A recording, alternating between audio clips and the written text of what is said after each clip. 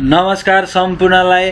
आज 2078 पुसमा युवा मञ्चमा प्रकाशित वस्तुगत खण्ड अन्तर्गतका प्रश्न उत्तर लिएर उपस्थित भएको छु। यी प्रश्नहरू लोकसेवा तयारीका लागि अत्यन्त उपयोगी रहँदै आएको सर्वविदित छ। यहाँबाट करेन्ट एफेयरमा अत्यन्त बढी प्रश्न उत्तरहरू सोधिने गर्दछ। त्यही भएर लोकसेवा गोरखापत्रमा प्रकाशित भएका प्रश्न उत्तरहरूलाई नछुटाइकन एकदम महत्त्वपूर्ण तरिकाले एकदम ध्यान दिएर पढ्नु होला भन्दै प्रश्न नम्बर 1 तर्फ लागौं। सरकारले विद्युतीय राहदानी ई पासवर्ड कहिलेदेखि प्रयोगमा ल्याउन थालेको?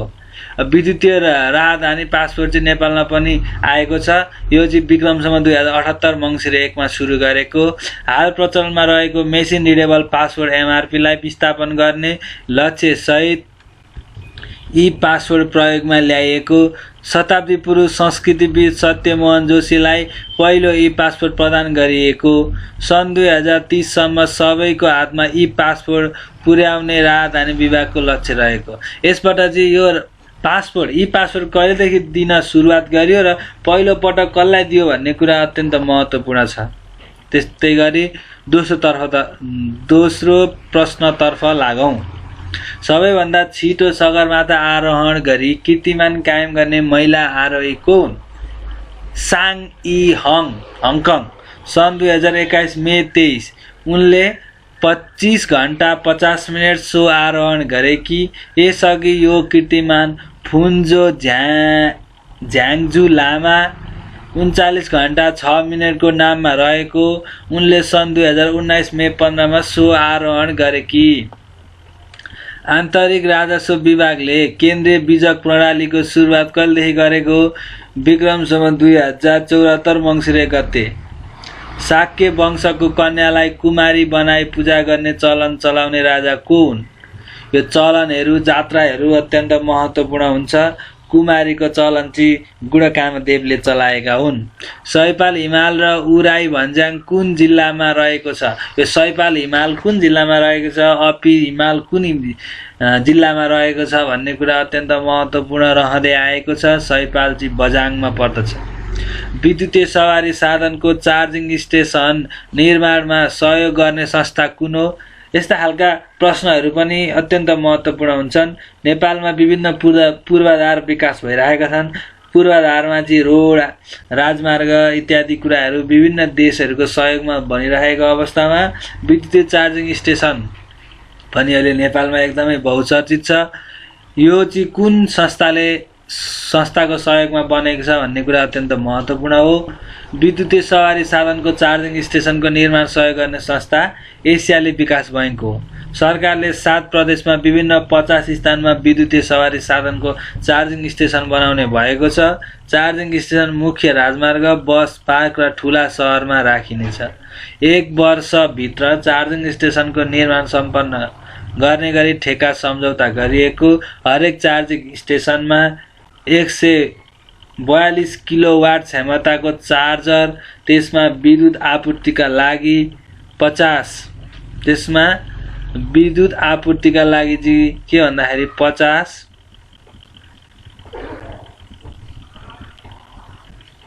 केबी को ट्रान्सफर्मर, अनलाइन बिलिङ प्रणालीको जडान गरिने, 300 भन्दा बढी चार्जरलाई सेवा दिन सक्ने गरी नेपाल विद्युत प्राधिकरणको डाटा सेन्टरमा चार्जिङ स्टेसनको सफ्टवेयर राखिनेछ। 50 वटै स्टेसनको कन्ट्रोल काठमाडौँबाट हुनेछ। नेपाल पृथ्वीको कुन गोलार्धमा अवस्थित छ? यो पनि लोकसेवामा विगतमा सोधिसकेको प्रश्नमा पर्दछ। उत्तरी गोलार्धमा। नेपालको इतिहासमा कुन काललाई पहिलो अभिलेखीकरण शासनकाल मानिन्छ? लिच्छवीकाल। अत्यन्त महत्त्वपूर्ण प्रश्न। रेडियो नेपाल कहिलेदेखि बाल समाचार सुरु गरेको? 2064 वैशाख 1 गतेदेखि। नेटुवा जातिको बसोबास कहाँ रहेको छ? कपिल वसुको शुद्धोधनमा। आदि प्रयाग भनेर कुन क्षेत्रलाई बुझाउँदछ? देवघाट। विष्णुमती नदीको मुहानलाई के भनी चिनिन्छ? सपन तीर्थ। भू उपग्रहबाट पहिलो पटक टेलिफोन सञ्चालन भएको जिल्ला कुन हो? मुस्ताङ। नेपालमा भारतको पहिलो महावाणिज्य दूतावास कहिले र कहाँ खोलिएको थियो? विक्रममा 2061 माघ 4 गते वीरगञ्जमा खोलिएको थियो। नेपालमा सबैभन्दा बढी पाटे बाघ रोयल बेङ्गल टाइगर पाइने राष्ट्रिय निकुञ्ज कुन हो? चितवन राष्ट्रिय निकुञ्ज।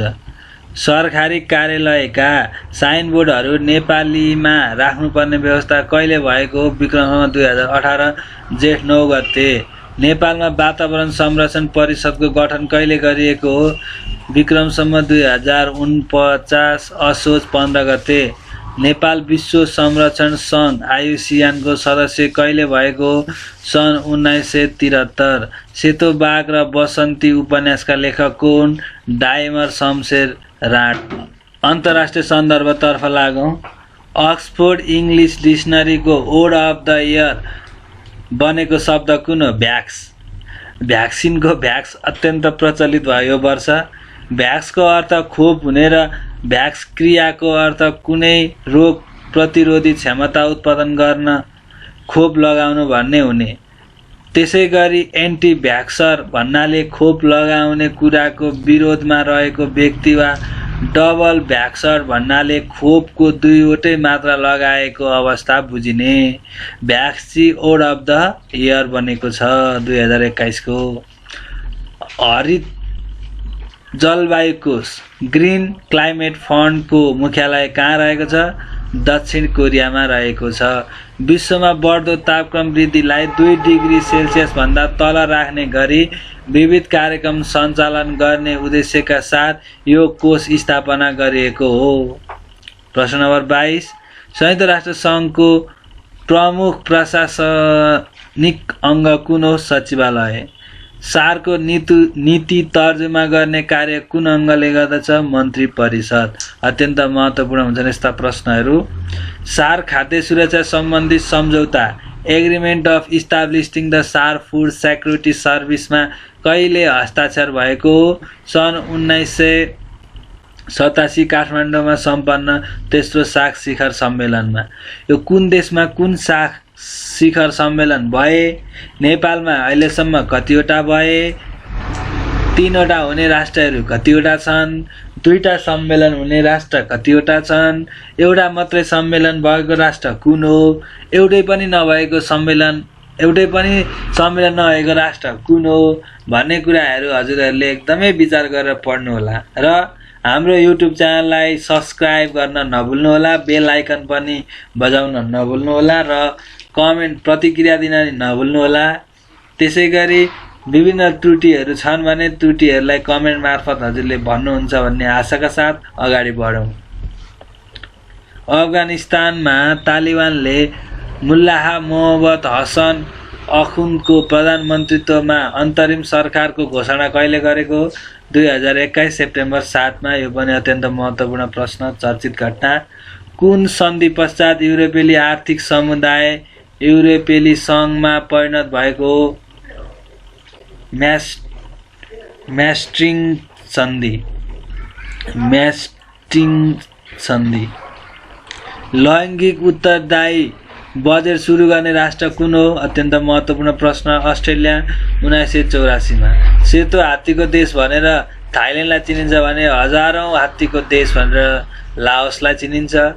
एसियाको अपरेसन डायलग ACD को स्थापना कहिले गरिएको? 2002 जुन 18 मा। टाई लगाउने चलन कुन देशबाट सुरु भएको? फ्रान्सबाट। हेनरी ड्युना कुन संस्थाका संस्थापक हुन्? Red cross. विश्वको सबैभन्दा अग्लो एन्जेल नामक झरना कहाँ रहेको छ? दक्षिण अमेरिकाको भेनेजुएलामा रहेको छ। यस वर्ष यो कोप 26 सम्मेलन अत्यन्त बहुचर्चित, विश्वमा चर्चित भयो। यस सम्मेलनमा नेपालका प्रधानमन्त्री शेरबहादुर देवालले पनि भाग लिनु भएको थियो। त्यहाँबाट चाहिँ धेरै प्रश्नहरू सोध्ने सम्भावना छ। त्यसैले यो कोप 26 लाई चाहिँ अत्यन्त गहन तरिकाले अध्ययन गर्न अनुरोध गर्दछु। जलवायु परिवर्तन सम्बन्धी सम्मेलन कोप 26 मा नेपालले कहिलेसम्म कार्बन उत्सर्जन शून्यमा झार्ने प्रतिबद्धता व्यक्त गरेको छ? सन् 2045 सम्म। यो कार्बन उत्सर्जन चाहिँ 2045 सम्म। सन् 2021 मा ग्लास्गोमा सम्पन्न जलवायु सम्बन्धी शिखर सम्मेलनमा विश्वका नेताहरूले कहिलेसम्म वन फडानी नियन्त्रण गर्ने प्रतिबद्धता व्यक्त गरेका छन्? 2030 सम्म। कार्बन उत्सर्जन शून्यमा पार्ने सन् 2045 सम्म भने वन फडानी नियन्त्रण गर्ने चाहिँ 2030 सम्म। र यो सम्मेलन कहाँ भएको थियो भन्दाखेरि बेलायतको ग्लास्गो, अथवा अझै भन्नुपर्दा बेलायतको स्कटल्यान्डको ग्लास्गो सहरमा भएको थियो। रोमन म्यागासेसे पुरस्कारबाट सम्मानित हुने पहिलो नेपाली को हुन्? अत्यन्त महत्त्वपूर्ण र सोधिसकेको प्रश्न। महेशचन्द्र रेग्मी 1997 मा। त्यस्तै यो पुरस्कारबाट सम्मानित हुने अन्य नेपाली अथवा व्यक्ति अथवा संस्थामा भारत दत्त कोइराला 2002 मा, डाक्टर सन्दुक रुई 2006 मा, महावीर पुन 2007 मा, शक्ति समूह 2013 मा। कसले कहिले नेपालीहरूले पुरस्कार पाए भन्ने कुरालाई विशेष ध्यान राख्नु होला। कहिले स्थापना भएको थियो त म्यागसेसे पुरस्कार? 1957 मा स्थापित। यो पुरस्कार 1958 बाट प्रदान गर्न थालिएको। 2021 मा यो पुरस्कार विजेता व्यक्तिहरूमा Steven Muncy America, Roberto Ballon Philippines, Muhammad Amjad साबिक Pakistan, doctor Firdausi Qadri Bangladesh, Watchdoc Indonesia. यो पुरस्कारको राशि $50,000 अमेरिकी डलर र यो पुरस्कार कुन देशले स्थापना गरेको भन्दाखेरि फिलिपिन्स। नेपाल टेलिभिजनको आयोजनामा सञ्चालित पहिलो दोहोरी च्याम्पियन प्रथम हुने टिम कुन हो? प्रकाश पराजुली र मिना बुढाथोकीको जोडी। सो प्रतियोगितामा बालचन्द्र बराल र शोभा कार्कीको जोडी द्वितीय भएको। प्रथम हुने जोडीले 20 लाख नगद र 1 करोड रुपैयाँ बराबरको जीवन बिमा तथा द्वितीय हुनेले जोडीले 10 लाख नगद र रु 50 लाख रुपैयाँ बराबरको जीवन बिमा पुरस्कार प्राप्त गरेको। 2077 सालको मदन पुरस्कार कसलाई प्रदान गरिएको? अत्यन्त महत्त्वपूर्ण।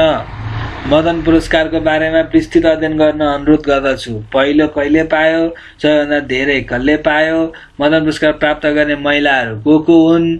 पछिल्लो 5 वर्षमा मदन पुरस्कार कसले पाए भन्ने कुरा अत्यन्त महत्त्वपूर्ण हुन आउँछ। 2077 सालको मदन पुरस्कार चाहिँ भगीराज इङनाम लिम्बुवान ऐतिहासिक दस्तावेज सङ्ग्रहको पुस्तकका लागि। त्यसैगरी जगदम्बा श्री पुरस्कार कसलाई प्रदान गरियो? नृत्य शास्त्री भैरव बहादुर थापालाई प्रदान गरियो। विश्व मधुमेह सुगर रोग दिवस कहिले मनाइन्छ? नोभेम्बर 15 मा। यसको नारा 2021 को लागि मधुमेह उपचारमा पहुँच। नाई प्रकाशनले आफ्नो रजक महोत्सवको अवसरमा महासमालोचकको उपाधि र नै रजक महोत्सव पुरस्कार कसलाई प्रदान गर्यो? प्राध्यापक डाक्टर वासुदेव त्रिपाठीलाई 5 लाख रुपैयाँ राशि सहित महासमालोचक उपाधि र नै रजक महोत्सव पुरस्कार प्रदान गरियो। सोही अवसरमा त्रिपाठीलाई 1 लाख रुपैयाँ राशिको नै ईश्वर बराल पुरस्कार पनि प्रदान गरियो। त्यस्तै नै रजक महोत्सव पद शताब्दी पुरुष सत्यमोहन जोशी, प्राध्यापक डाक्टर वासुदेव अवस्थी, प्राध्यापक केशव सुवेदी, प्राध्यापक डाक्टर लक्ष्मण प्रसाद गौतम लगायत 50 जनालाई समर्पण गरिएको। भारतीय नेपाली साहित्यमा दुर्गा प्रसाद श्रेष्ठलाई नै तिरुनिख अन्तर्राष्ट्रिय पुरस्कार 2 लाख राशि। चिकित्सामा डाक्टर गौरी शङ्कर लाल दासलाई नै भावी पुरस्कार। शङ्कर दास रिमाललाई नै कीर्तिनिधि पुरस्कार। मनिषा कोइरालालाई नै भूपाल दुर्गा पुरस्कार। मदन कृष्ण श्रेष्ठ हरिवंश आचार्यलाई नै देरुनिखा सुकृति पुरस्कार एवं प्राध्यापक डाक्टर सोमप्रसाद पाण्डेलाई नै चन्द्रधन पुरस्कार प्रदान गरिएको। नै पुरस्कारको बारेमा विस्तृत जानकारी। नगर विकास कोषद्वारा देशभरिकै उत्कृष्ट नगरपालिकाको रूपमा घोषित नगरपालिका कुन हो? भीमदत्त नगरपालिका कञ्चनपुर 2077 फागुन 1 गते। अत्यन्त महत्त्वपूर्ण। गुड गभर्नेन्स इन्डेक्स 2021 अनुसार नेपाल कतिौं स्थानमा रहेको छ? 92। यो भोकमरी सूचक हैन, अनि मानव विकास सूचकाङ्क, अनि अब यस्ता खालका सूचकाङ्कमा नेपालको र्याङ्क कति छ भन्ने कुरा अत्यन्त महत्त्वपूर्ण। यसबाट पनि एउटा प्रश्न सोधिरहेको हुन्छ। यो सूची अनुसार उत्कृष्ट 5 स्थानमा रहन सफल राष्ट्रहरू फिनल्यान्ड, स्विजरल्यान्ड, सिङ्गापुर, नेदरल्यान्ड र डेनमार्क। सूचीको अन्तिम 5 स्थानमा रहेका राष्ट्रहरू माली, मोजाम्बिक, नाइजेरिया, जिम्बाब्वे, भेनेजुएला। सूची अनुसार भारत 49औं, श्रीलङ्का 74औं, पाकिस्तान 90औं स्थानमा रहेको। दधिची भन्नाले दानी एवं त्यागी बुझिन्छ भने भगीरथ भन्नाले के बुझिन्छ? परिश्रमी। सरकारी रूपमा वा सङ्घ संस्थाद्वारा निकालिने संक्षिप्त समाचार पत्रलाई के भनिन्छ? बुलेटिन। फोर्ब्स पत्रिकाले सार्वजनिक गरेको विश्वका धनाढ्यहरूको सूची 2021 अनुसार पहिलो स्थानमा रहन सफल धनाढ्य को हुन्? Jeff Bezos, America. यो सूची अनुसार सर्वाधिक धनाढ्य 5 व्यक्तिहरूमा जेफ बेजोस अमेजन 177 मिलियन अमेरिकी डलर। एलन मस्क टेस्ला दोस्रोमा 151 बिलियन अमेरिकाबाट। वार्नाट आर्नोल्ड एन्ड फेमिला 150 मिलियन फ्रान्सबाट। यो तेस्रो नम्बरमा चाहिँ फ्रान्सको आएका छन्। बिल गेट्स 124 बिलियन अमेरिकी डलर चौथौमा र फेसबुकको इन्भेन्टर मार्क जुकरबर्ग 97 बिलियन सहित अमेरिकाका हुन्। यो सूची अनुसार कान्छा धनाढ्य केन डेभिड लेमान जर्मन 925औं स्थानमा रहेको छ। भन्दा बढी धनी महिला Francoise Bettencourt Meyers and family France 12औं धनीमा। 100 भन्दा ज्येष्ठ धनी 49 वर्षका जर्ज जोसेफ अमेरिका 1580 स्थानमा। यो सूची नेपालका विनोद चौधरी 2141औं। विनोद चौधरीको बारेमा चाहिँ पहिलोचोटि पढ्दाखेरि गोर्खापत्रमा सोधेको थियो। यिनको र्याङ्किङ याद गर्नु होला। 2141। राष्ट्रिय कर दिवस 2078 को अवसरमा सबैभन्दा बढी कर तिर्ने सम्मानित हुने कम्पनी कुन हो? सूर्य नेपाल। व्यक्तिगत तर्फमा सबैभन्दा बढी कर तिरी सम्मानित हुने उद्यमी शिवप्रदीप ट्रेडिङ प्रालिका कार्यकारी अध्यक्ष सिद्धार्थ शमशेर जवरा रहेका। राष्ट्रिय कर दिवस 2078 को नारा स्वैच्छिक कर सहभागितामा अभिवृद्धि, सुशासन, विकास र समृद्धि। 10औं राष्ट्रिय कर दिवसको अवसरमा सम्मानित हुने संस्था र व्यक्तिहरू।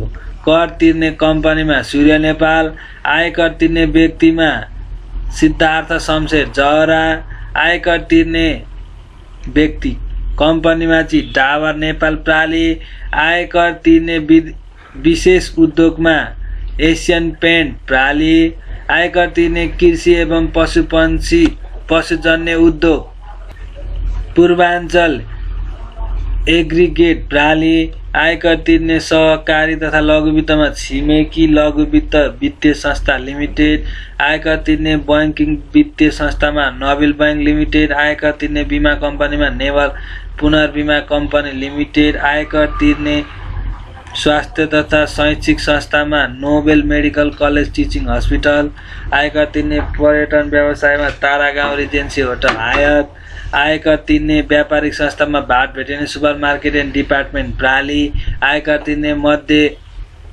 मध्यम स्तरीय करदातामा कर्जा सूचना केन्द्र कम्पनी लिमिटेड, आयकर तिर्ने ऊर्जामूलक उद्योगमा हिमाल पावर लिमिटेड, मूल्य अभिवृद्धि कर समयमा बढी तिर्ने घोराई सिमेन्ट इन्डस्ट्री लिमिटेड। मनोवैज्ञानिक चिकित्सा प्रणालीको जन्मदाता को हुन्?